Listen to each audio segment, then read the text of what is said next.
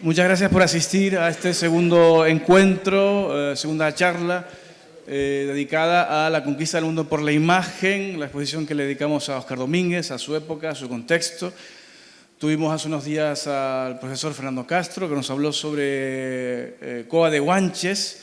La idea de este ciclo era invitar a algunas personas conocedoras, expertas, relevantes en la interpretación de la obra de Óscar Domínguez y invitarles a hablar sobre un solo cuadro, una sola pintura, una sola obra. Esto implica cierta complejidad y complicación, evidentemente, y implica un esfuerzo, desde luego, desde el punto de vista interpretativo. El profesor José Carlos Guerra Cabrera, que generosamente hoy nos acompaña, ha querido escoger La máquina de coser electrosexual, que sin duda es una de las obras, una de las cimas de lo imaginario en la obra de Óscar Domínguez, siempre tan relacionada con esa definición que hacía Lautréamont, ¿no? Y que los surrealistas acogen como propia, ¿no? El encuentro inquietante de una máquina de coser y de un paraguas sobre una mesa de disección, ¿no? Hablándonos de ese encuentro de imágenes distantes que producen una chispa en la imagen visionaria del surrealismo. Una pieza sin duda inquietante y que el profesor José Carlos Guerra Cabrera va a abordar. Bueno, sin duda tenemos que citar el magnífico, a veces se usan estos adjetivos grandilocuentes con cierta facilidad, pero hay que decir que el trabajo de José Carlos, su libro sobre Óscar Domínguez es magnífico, ciertamente un libro muy relevante que ha aportado, que ha venido a aportarnos nueva documentación sobre lo ya trillado y transitado, sobre lo que todos los expertos habíamos también hablado y comentado. Él ha venido a aportar porque ha ido a las fuentes, en su libro ha visitado los archivos y nos ha descubierto nuevos horizontes, porque hay que decir que Óscar Domínguez, de forma inusitada, es un pintor que todavía tiene mucho que decir, ¿no? Siempre nos está dando, abriendo nuevas puertas a la interpretación y siguen apareciendo documentos, en fin, obras inéditas y cuestiones. Y el libro, el trabajo de José Carlos ha sido un paso también muy importante. Esperamos también que siga habiendo, como digo, nuevas aproximaciones a la obra de Óscar. Muchas gracias, José Carlos, por tu presencia hoy aquí. Y, en fin, luego abriremos un pequeño turno de palabra. Gracias.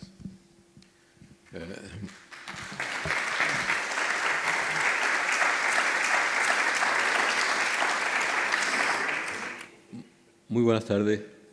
Muchas gracias por su presencia aquí. Gracias también a Isidro Hernández por haberme invitado a dar esta charla sobre la máquina de coser electrosexual. Yo creo que este lienzo es el más emblemático de la obra de Óscar Domínguez. Desde luego es la obra de un artista canario más y mejor expuesta.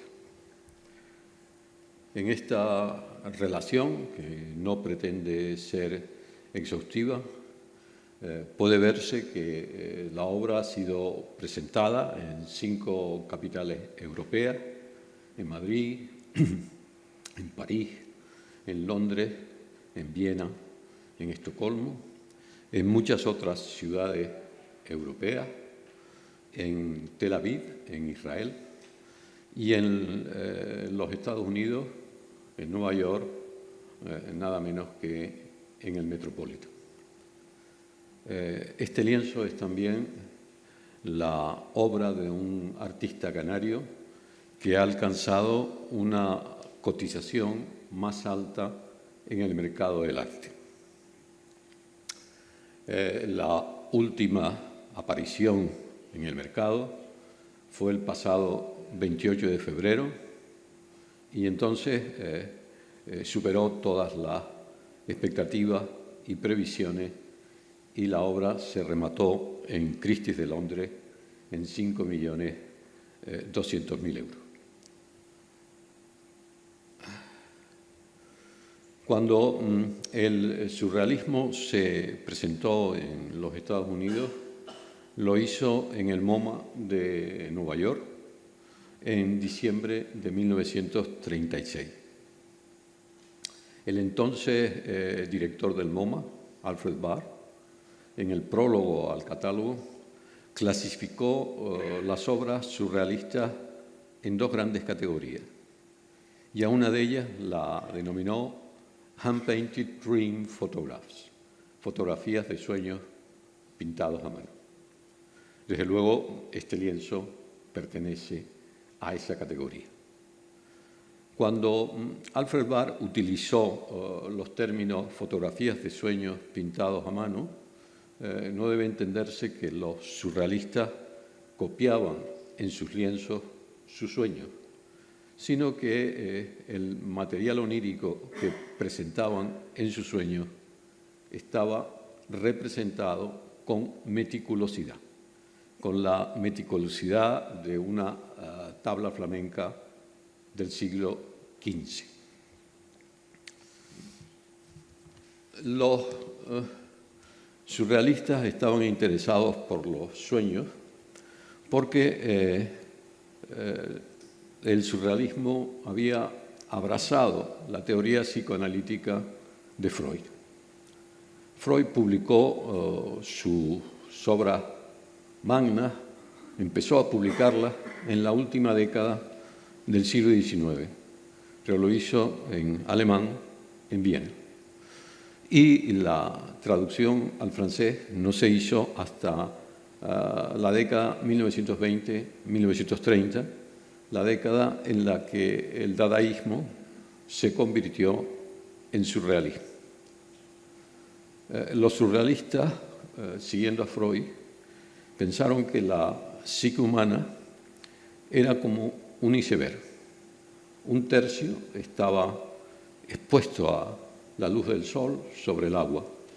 Era la conciencia, la aprehensión que hacemos del mundo a través de nuestros sentidos, las ideas que generamos sobre el mundo, sobre nosotros mismos, la interiorización de creencias religiosas y morales, la interiorización de normas y costumbres sociales. Pero 2/3 partes de la psique humana estaban bajo el agua, en las profundidades del océano. Eso era el inconsciente. Y en el inconsciente anidaban pulsiones instintivas poderosísimas, de las cuales la principal era el deseo de placer. Y dentro del deseo de placer, el deseo de placer erótico. Pulsión instintiva potentísima, porque estaba asociada a la procreación y a la supervivencia de la especie, y cuya satisfacción era esencial, indispensable para la felicidad del género humano y para su salud mental. Pero esas ideas morales y religiosas que albergaba la conciencia ejercían una fuerte censura sobre el inconsciente y no dejaban aflorar el deseo de placer a la conciencia. Pero en los sueños el deseo de placer sí llegaba a la conciencia en el sueño manifiesto, es decir, el sueño que recordamos cuando nos despertamos. De ahí el interés de los surrealistas por los sueños. Pero incluso en los sueños la conciencia ejercía censura sobre el inconsciente. Y el deseo de placer tenía que recurrir a ardides, estratagemas, astucias, para engañar a la censura de la conciencia y llegar al sueño manifiesto. Freud clasificó esos ardides, esas estratagemas, en dos grandes categorías. fenómenos de condensación y fenómenos de desplazamiento. El fenómeno de condensación consistía en el ardid del deseo de placer para esquivar la censura de la conciencia de todos los elementos que constituían un deseo de placer concreto. Elegía uno, el más inocuo de todos, y ocultaba todos los demás. Y eso es lo que presentaba a la censura de la conciencia. Y la censura no veía nada reprobable en ello y le daba el placer. Por fenómenos de desplazamiento, Freud entendía lo siguiente: un deseo erótico concreto tiene un escenario y tiene unos protagonistas. Por medio del desplazamiento, el deseo erótico se situaba en otro lugar y los protagonistas alteraban su naturaleza de tal manera que la censura de la conciencia no veía tampoco nada reprobable en ello y se manifestaba así el deseo de placer a través de ese nuevo escenario y de esos nuevos protagonistas. En 1952, André Breton escribió lo que aparece ahí en esta diapositiva. En suma, que las obras surrealistas diferían unas de otras según sus diferentes autores, pero todas ellas tenían algo en común. Ese algo en común era la finalidad, y esa finalidad era alcanzar los terrenos del deseo. En 1937, en El amor loco, Breton había dicho que lo que a él más le interesaba, por lo que él más se preocupaba, era por revelar las astucias que utilizaba el deseo de placer para llegar a la conciencia. Esto es, las condensaciones y los desplazamientos. Con estos conceptos yo voy a abordar la lectura de La máquina de coser electrosexual. En otras palabras, en este lienzo se presenta un deseo erótico hacia esa mujer que aparece ahí tendida y semidesnuda, pero no está hecho explícitamente, abiertamente, sino disfrazado con fenómenos de condensación y de desplazamiento. El lienzo, sin duda, representa un rito sacrificial. Por la intensidad del azul del cielo en la escena y por la luminosidad de la escena en primer plano, diríase que estamos ante un rito sacrificial celebrado en una noche de luna llena. Los ritos sacrificiales nocturnos en nuestra cultura están asociados a la transgresión de la norma. Son los ritos dionisíacos, en los que las ménades y las bacantes exhibían todo su frenesí, todo su desenfreno. El animal sacrificado ha sido desollado y su piel está extendida sobre la mesa altar. Un detalle, en una de sus patas, esa pezuña, nos indica que estamos ante un mamífero ungulado.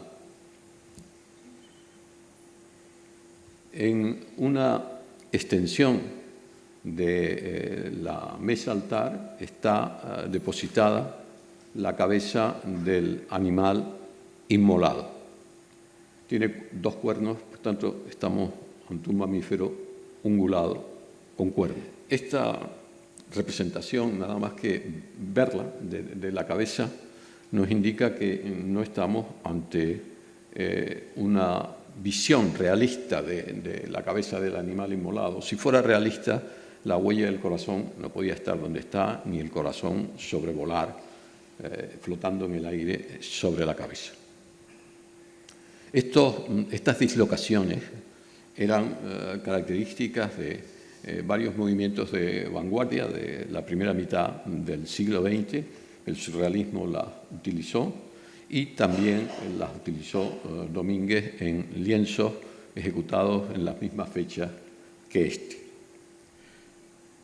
En este, por ejemplo, Domínguez metamorfoseó las dos cabezas de los personajes y las huellas de las dos cabezas las desplazó, las dislocó y las colocó a la izquierda de los dos personajes. En este otro, las dos mitades de los dos caballos están dislocadas. En el caballo del fondo, cuando esperamos a la izquierda la presentación de la mitad inferior de ese caballo negro, lo que encontramos es la mitad delantera de otro caballo. Y en el caballo en primer plano, cuando esperamos a la izquierda la mitad delantera de ese caballo negro, lo que encontramos es la mitad trasera de otro caballo. Los surrealistas explicaban estas dislocaciones como su rebelión ante el imperio de lo físico. Ellos entendían por imperio de lo físico lo que el orden y la disposición que nosotros contemplamos cuando abrimos nuestros ojos y miramos el mundo. Ellos decían que se rebelaban contra ese imperio de lo físico que había sometido a la pintura durante siglos y buscaban mundos visuales nuevos en los que no reinara el orden y la disposición con que se nos presenta el mundo ante nuestra percepción. En este detalle de la cabeza del animal inmolado, visto de izquierda a derecha, pues diríase que estamos ante el perfil de la cabeza de un toro. Los dos cuernos están orientados hacia adelante, como en los toros, y esas bandas rojas que aparecen en la parte inferior, la central, parece evocar la boca de un toro. En nuestra cultura, el toro está asociado a la virilidad, a la potencia física en todas las acepciones del término. En este otro detalle de la cabeza, hagamos abstracción ahora del elemento cómico de los labios rojos y el pitillo. El perfil de la cabeza no parece el de un toro. Los dos cuernos están orientados hacia atrás, la frente está muy inclinada hacia atrás y en la mandíbula inferior aparece una barba. Diríase que estamos ante la cabeza de un chivo, de un macho cabrío. El macho cabrío en nuestra cultura simboliza la lascivia, el deseo de placer desenfrenado. El dios Pan en la mitología greco-romana, que era el que vagaba por los bosques persiguiendo a las ninfas para poseerlas, el dios Pan tenía un torso y unos brazos humanos, pero la mayoría de los rasgos de la cabeza eran los de un chivo y las extremidades inferiores eran en su totalidad las de un chivo. Este es un artículo que la prestigiosa revista americana Time, en un número de marzo de 1951, publicó sobre Óscar Domínguez. El título del artículo es Oscar the Oscillator, el oscilante, en alusión a la variedad de estilos que ya se apreciaba en la obra de Domínguez en 1951. De ese artículo ahora me interesa el fragmento que he traducido y sobre todo lo que he subrayado. Recogen unas declaraciones de Óscar Domínguez al periodista.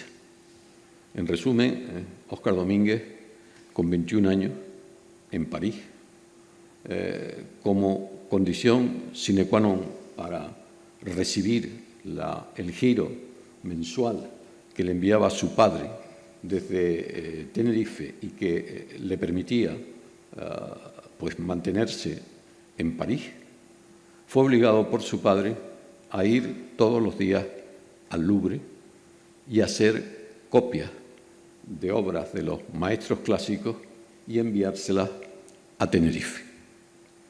Óscar Domínguez no tenía una formación académica, cursó simplemente 2 años de bachillerato, de los 7 que componían el bachillerato entonces, en el Instituto de La Laguna. Pero esta visita diaria al Louvre pues le dio una formación artística de primer orden en contacto directo con las obras de arte.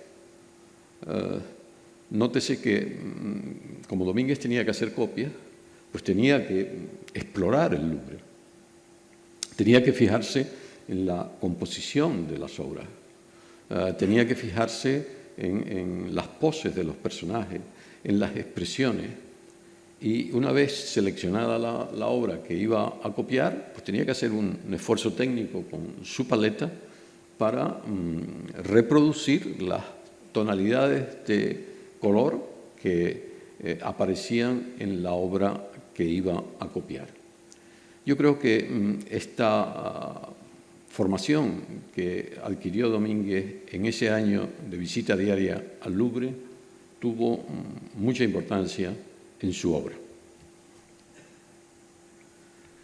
Este Dios Pan se encuentra en el Louvre, no pasa desapercibido, tiene 1,58 m de altura. Con esto quiero decir que Domínguez tuvo un conocimiento de primera mano de la apariencia del Dios Pan. Este es un lienzo de Tiziano que también se encuentra en el Louvre, una de las grandes obras del Louvre. Tampoco pasa desapercibida, tiene 4 metros casi de anchura por casi 2 metros de altura. En la parte inferior a la derecha se puede ver otro ser mitológico asociado con la lascivia, el sátiro, que tiene justamente la misma apariencia que el Dios Pan. Por tanto, Domínguez también conocía de primera mano la apariencia del sátiro. En esa cabeza se da esa dualidad toro-chivo, buscada por Domínguez con todas las connotaciones simbólicas que eso tiene en relación al erotismo. El lienzo presenta 2 fenómenos clamorosos del concepto analítico, psicoanalítico de desplazamiento. Uno de ellos es esa planta fantástica, carnívora, que engulle las piernas de la mujer. Recordemos que el desplazamiento consiste en no presentar el deseo erótico como tal, sino desplazarlo a otro lugar y cambiar la naturaleza de los personajes. Un detalle muestra que el toro chivo transmite su virilidad y su lascivia a la planta y la erotiza. El otro fenómeno clamoroso de desplazamiento es el paño blanco que recubre parcialmente la cabeza de la mujer. Domínguez lo metamorfosea, lo convierte en un fantasma con rostro animal que se relame de gusto por estar en contacto con la piel de esa mujer. Fenómeno de desplazamiento claro, con un claro contenido simbólico. La sangre de la cabeza del animal es recogida por un embudo, por un fonil, y es vertida en la espalda de la mujer. Patrick Wolver fue un crítico de arte americano, historiador del surrealismo, asentado en París, que conoció a Óscar Domínguez en 1937 y desde entonces mantuvo una relación de amistad muy estrecha con él. La última exposición de Óscar Domínguez, en noviembre de 1957, en la Rive Gauche, Patrick Wolver fue el que hizo la reseña de esa exposición para el diario Le Monde. Cuando el cuerpo de Domínguez fue depositado en el mausoleo de los Bischonheim, en el cementerio de Montparnasse, el 3 de enero de 1958, Patrick Wolver estaba presente. Y el interés de Patrick Wolver por Domínguez llegó al punto de que, pasados unos años de la muerte de Domínguez, vino a Tenerife a conocer los lugares en los que Domínguez había pasado la infancia y la adolescencia. Domingo Pérez-Minic escribió un artículo en El Día sobre la visita de Patrick Wolver a Tenerife. Pues bien, Patrick Wolver dijo que en la pintura de Domínguez había elementos mitraicos. El vertido de sangre del toro chivo sobre la espalda de esa mujer es uno de ellos. El mitraísmo fue la religión que disputó al cristianismo la hegemonía en el Imperio Romano. El cristianismo tomó muchos préstamos del mitraísmo en forma de ritos y creencias. Uno de los ritos sacrificiales que se celebraba en los mitraeos consistía en sacrificar un toro, colocarlo sobre una rejilla de hierro que era el techo de una cámara subterránea, y los fieles de Mitra descendían por unas escaleras hasta la cámara subterránea con los torsos desnudos y recibían en sus torsos la sangre del toro. El sentido del rito era que al contactar la sangre del toro con la piel de los fieles entraban en comunión con su Dios, con Mitra. Este es el sentido del rito que aquí se presenta. Es decir, el toro chivo entra en comunión con la mujer, con todo el contenido simbólico que comunión significa en este contexto de un cuadro erótico. La bibliografía sobre el mitraísmo y sobre su influencia en el cristianismo fue recibida entusiásticamente en los círculos parisinos progresistas durante las primeras décadas del siglo XX. Los dos grandes historiadores que abordaron este tema fueron de habla francesa. Uno fue Frans Quimon, un belga, fue el primer gran estudioso del mitraísmo, Y el otro fue este que vemos aquí, un profesor de la Sorbona que se llamaba Charles Guignibert y que publicó este libro en 1923. Este libro trataba sobre el cristianismo antiguo y sobre la influencia que sobre el cristianismo antiguo ejerció el mitraísmo. Y por eso, en una nota, contaba el rito sacrificial al que yo me acabo de referir. El libro era muy bien recibido en los círculos surrealistas porque la aproximación de Charles Guignibert al fenómeno religioso era partiendo de la premisa de que el fenómeno religioso era un fenómeno exclusivamente humano, históricamente exclusivamente humano. Por tanto, no eran los dioses los que creaban a los hombres, sino los hombres los que creaban a los dioses, y con esta perspectiva abordaba pues, el estudio del cristianismo antiguo. Para los surrealistas, un libro como este significaba que tenían un arma poderosísima para la desmitificación del cristianismo, que era para ellos una de las fuerzas que históricamente habían impedido en las sociedades humanas la instauración del deseo de placer. Pero ¿quién es el sujeto erótico de este lienzo? ¿Quién se oculta detrás del toro y del chivo? Se oculta Óscar Domínguez, que toda su vida se identificó con un toro y con el Minotauro.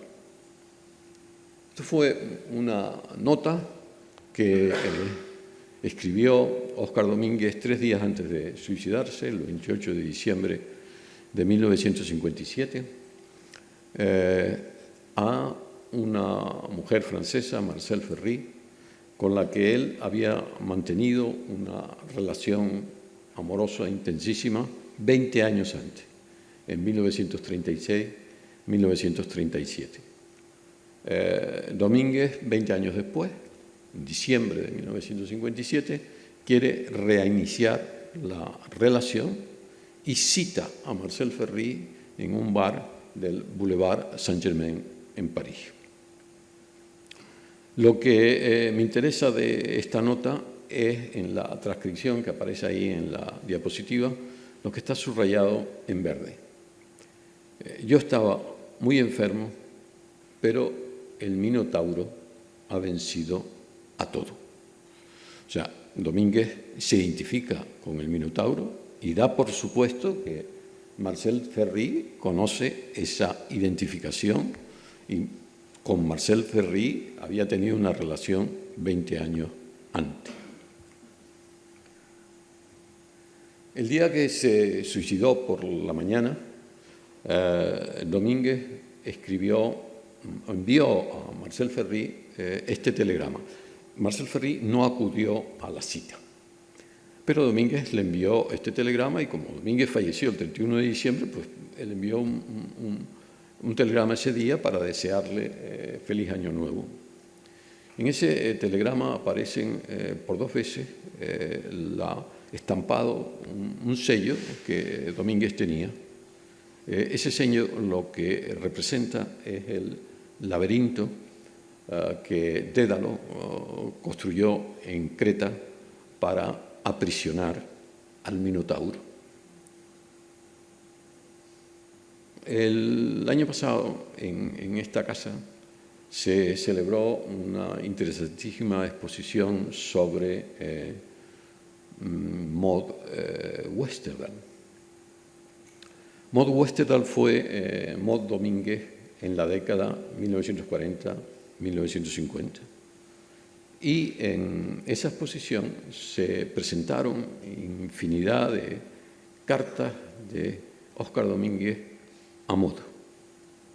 En esas cartas, Domínguez al final no firmaba con su nombre, dibujaba un toro o un minotauro. Aquí se pueden ver dos ejemplos. Incluso en la carta que está en la parte superior de la diapositiva, el toro aparece con el pitillo, como el chivo en el lienzo. Estos dos lienzos de Domínguez son en realidad, en cierto modo, autorretratos. El de la izquierda en tono trágico, el de la derecha en tono cómico.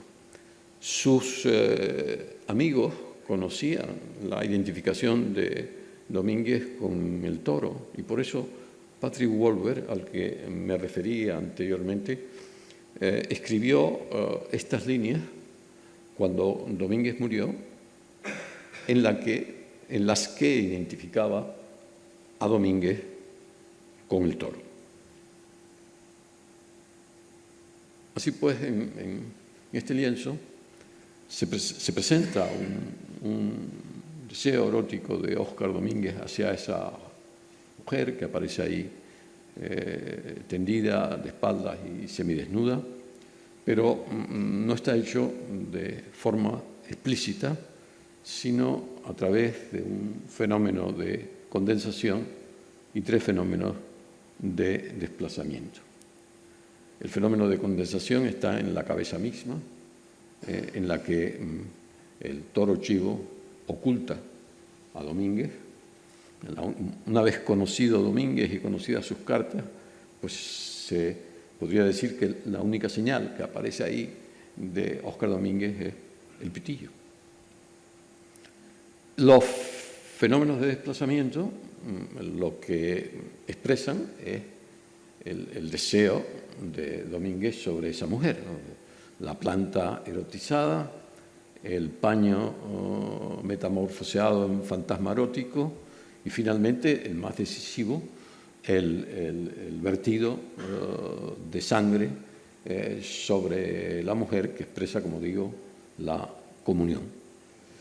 Bueno, el interés ahora está en ese objeto que aparece al fondo de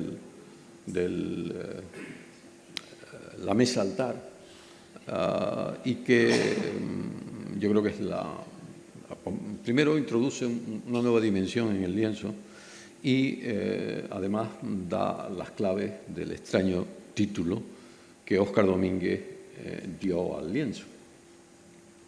Ese objeto no está representado a escala.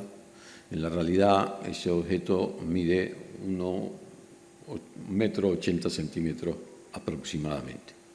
Eso es un invento americano de los años 20, una máquina eléctrica de juego. En los Estados Unidos eso se llamaba diga, excavadora. Y ahora veremos por qué.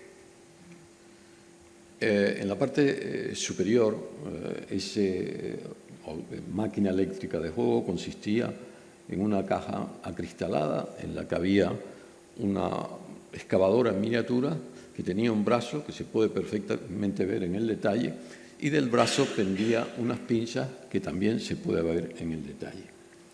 El juego consistía en que el jugador podía mover el brazo y abrir y cerrar la pinza, por tanto atrapar los objetos que estaban en el fondo de la caja, desplazarlos hasta un agujero que había en el mismo fondo, dejarlos caer y el objeto iba a un receptáculo que había en la parte baja de la máquina y el jugador podía con su mano acceder a ese lugar y apoderarse del objeto que había atrapado.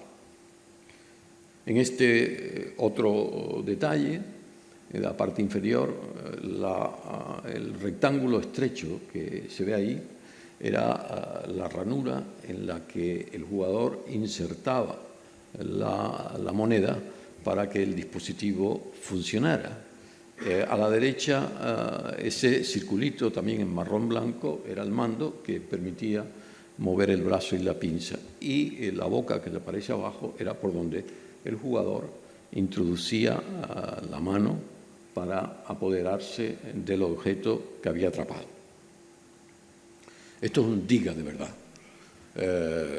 Como ven, ahí aparece el nombre, aparece que es una máquina eléctrica, se ve claramente la excavadora, el brazo en gris, la pinza en gris, los objetos que puede atrapar en el fondo, y en la parte baja, sobre color rojo, pues donde se insertaba la moneda en esta máquina, y dos mandos, un botón con un borde estrellado que permitía abrir y cerrar la pinza, y el otro, el circular, con una pequeña manivela, permitía operar el brazo en todas las direcciones, y finalmente el rectángulo negro es por donde el jugador introducía la mano para apoderarse de los objetos que había atrapado. ¿Qué sentido tiene la presencia de la máquina eléctrica de juego en el lienzo de Domínguez? Yo creo que un primer sentido es el gusto de los surrealistas por la estética de lo dispar.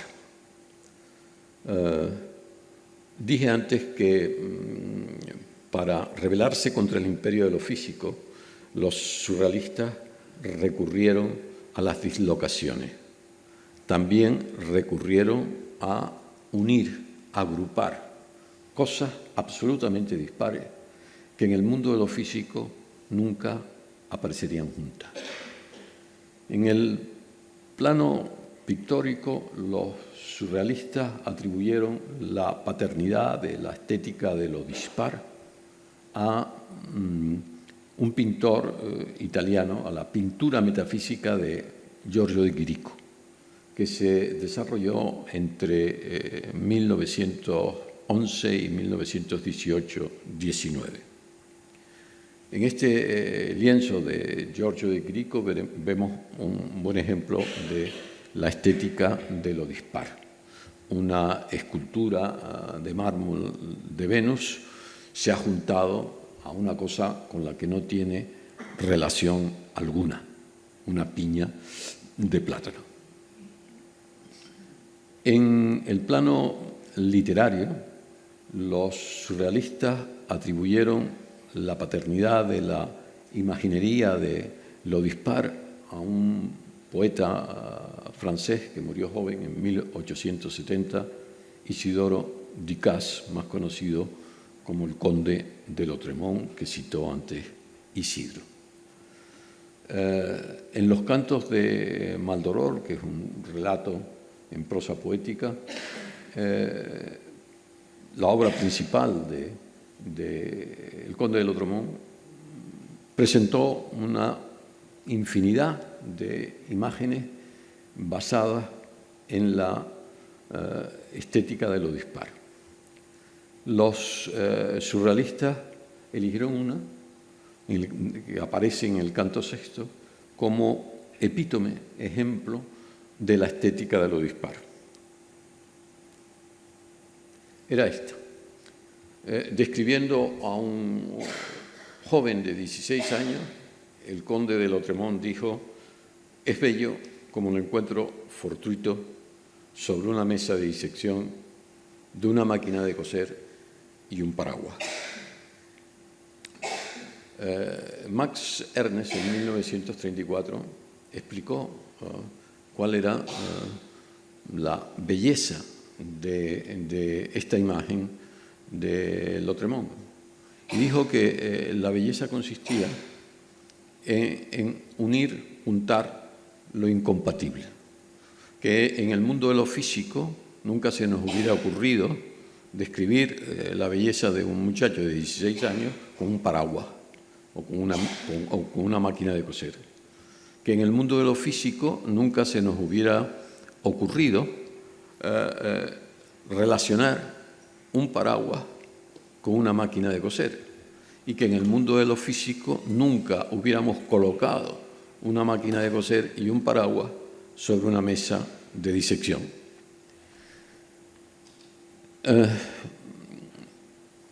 Max Ernst dijo entonces que esta imaginería satisfacía una necesidad antigua del intelecto por trascender el imperio de lo físico y alcanzar nuevos mundos, nuevas experiencias que podían proporcionar imágenes frescas, sorprendentes y desconcertantes.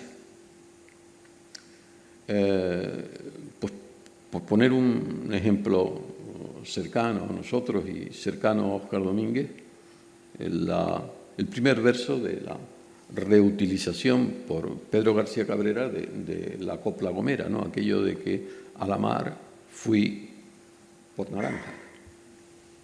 Comparando ambos lienzos, pues Venus correspondería en el lienzo de Óscar Domínguez a todo el rito sacrificial y la piña de plátano correspondería en el lienzo de Óscar Domínguez a la máquina eléctrica de juego. En 1932, André Breton también había comentado la frase de Lautréamont. Le había dado una interpretación psicoanalítica. La máquina de coser era la mujer, el paraguas era el hombre y la mesa de disección era la cama, el lecho. Traigo a colación este comentario porque en él Breton desliza una observación que es pertinente para explicar la presencia de la máquina eléctrica de juego en el lienzo. Esa observación es cuando él dice, bueno, la máquina de coser simboliza a la mujer, pero como casi todas las máquinas, para nosotros, los surrealistas, representan la mujer.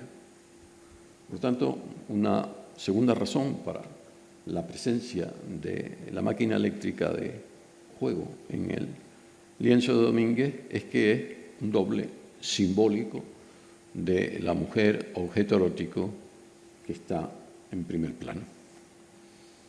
Pero yo creo que todavía hay una tercera razón para la presencia de la máquina eléctrica de juego en el lienzo de Domínguez, y es el deseo de Domínguez de él también homenajear la frase de Lautréamont. Sobre eso yo me aventuro a dar una hipótesis de cómo se fraguaría este homenaje en la mente de Domínguez. El lienzo tiene doble datación. En la esquina superior izquierda, sobre esa banda azul tan oscura, aparece Óscar Domínguez, 1934. Pero en la esquina inferior izquierda, sobre ese tapiz, aparece otra datación, Óscar Domínguez, 1935. Por tanto, hay que suponer que Óscar Domínguez ejecutó el lienzo en 1934, lo dio por finalizado, lo dató y lo firmó. Pero en 1935 introdujo una modificación en el lienzo y lo volvió a firmar y a datar. Cuando Domínguez hizo la primera versión del lienzo en 1934, él todavía no asistía a las reuniones surrealistas semanales en la Place Blanche en Montmartre. Domínguez ingresó en el círculo surrealista avanzado el otoño de 1934 y su presencia en esas reuniones, según Marcel Jean, se produjo en diciembre de 1934.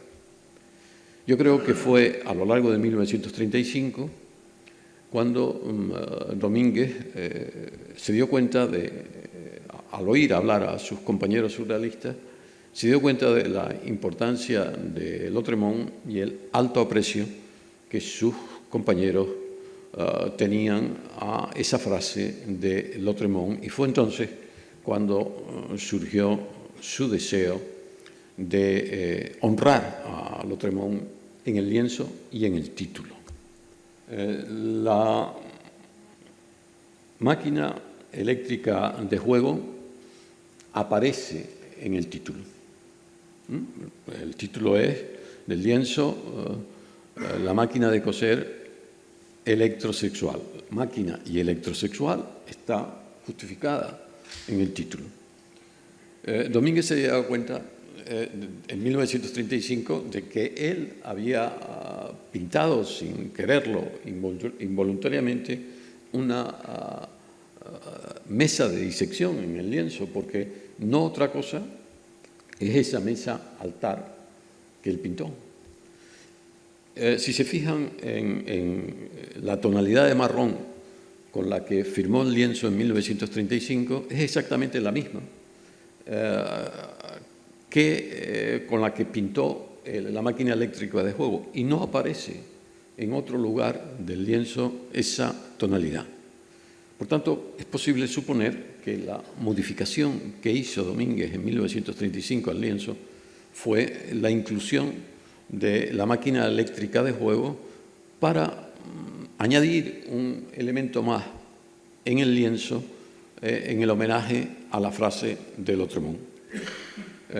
Las máquinas, como hemos visto, estaban todas asociadas en la simbología del surrealismo y tenían una unidad simbólica.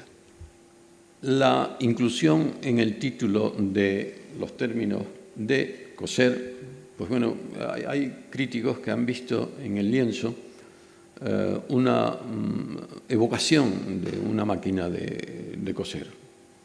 Si eso es así, pues en el lienzo mismo estaría también los términos de coser. Yo no lo veo así. A mí no me evoca el lienzo una máquina de coser, por lo cual yo creo que la razón para introducir el término de coser en el título no está en el lienzo, está en la frase de Lautréamont y en el deseo de Domínguez de homenajear a Lautréamont. Antes de terminar, también quisiera añadir una nueva perspectiva sobre el lienzo. Los surrealistas gustaron de parodiar los temas clásicos de la pintura. En este caso, Marx Ernest parodió la Piedad. En este otro, Marcel Duchamp parodió la Gioconda. En este otro es el mismo Óscar Domínguez el que parodió el tema de Leda y el cisne. Pues bien, yo creo que en la máquina de coser electrosexual hay elementos de parodia de un tema clásico de la pintura, un tema mitológico, que es la aventura de Júpiter con la bella y joven Antíope. Aventura en la que Júpiter se disfraza de sátiro para seducir y poseer a Antíope. Ese tema en la pintura, Antíope había aparecido algunas veces dormida y otras veces despierta. En los casos en que aparece dormida, las dos muestras más sobresalientes en la pintura de ese tema están las dos significativamente para mí en el Louvre. Una es una pintura de Correggio y la otra es esta que ya vimos antes, de Tiziano. Domínguez no fue un pintor sesudo, reflexivo, que cuando se ponía delante de un lienzo, pues sabía perfectamente lo que iba y quería pintar. Domínguez fue un pintor intuitivo, imaginativo, que cuando se ponía a pintar confiaba en las ocurrencias del momento, que eran la mayoría ocurrencias geniales. Pues bien, yo creo que en la máquina de coser electrosexual hay tres ocurrencias geniales que parodian el lienzo de Tiziano que él seguro que vio en el Louvre. La primera de todas es la sustitución del sátiro por la planta fantástica erótica, que en ambos lienzos cumple la misma función.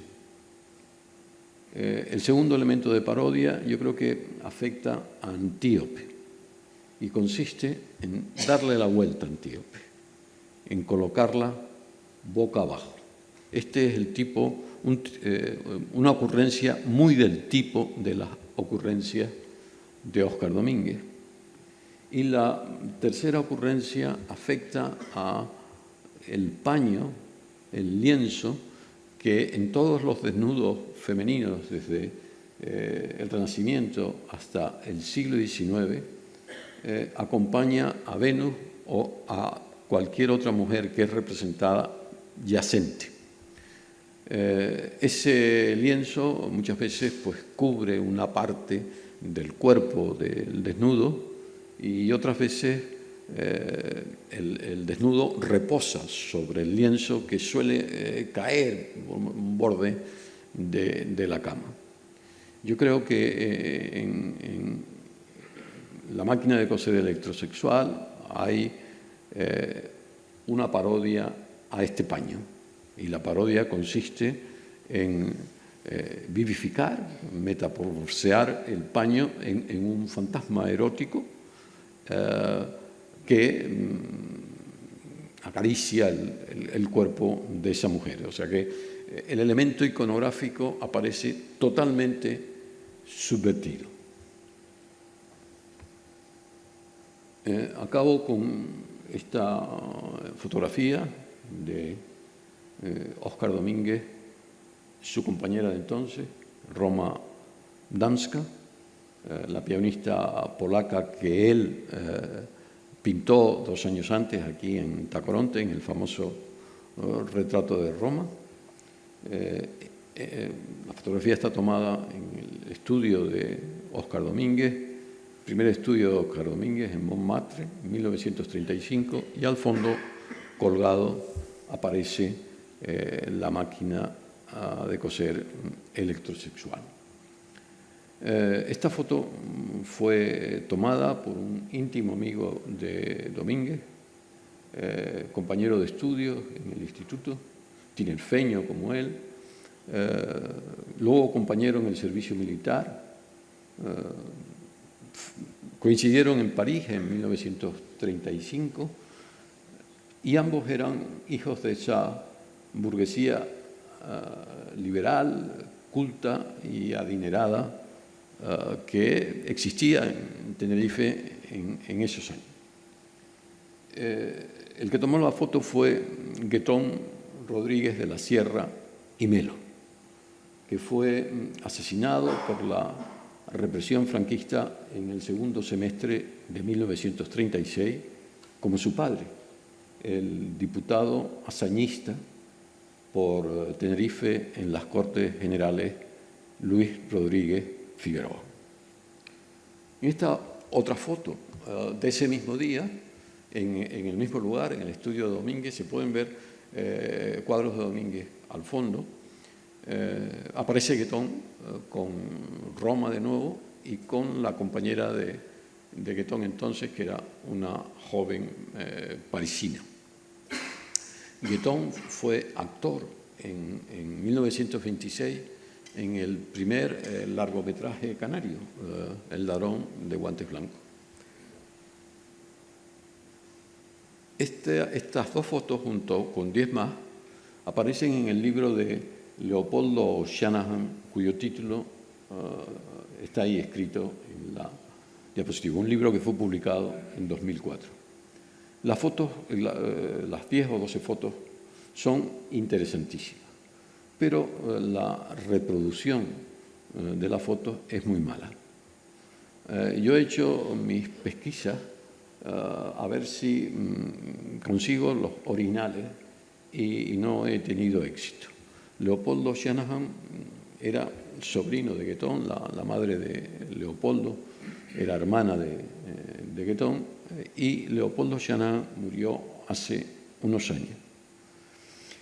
Termino con esta foto por si alguien conoce el paradero de la colección de fotos de Leopoldo Shanahan, pues que me lo comunique o se lo comunique a Isidro Hernández, el responsable de la colección de obras del TEA, a ver si logramos pues digitalizarlas y obtener fotos de calidad de ese conjunto pues interesantísimo de fotos. Nada más, muchas gracias por su atención.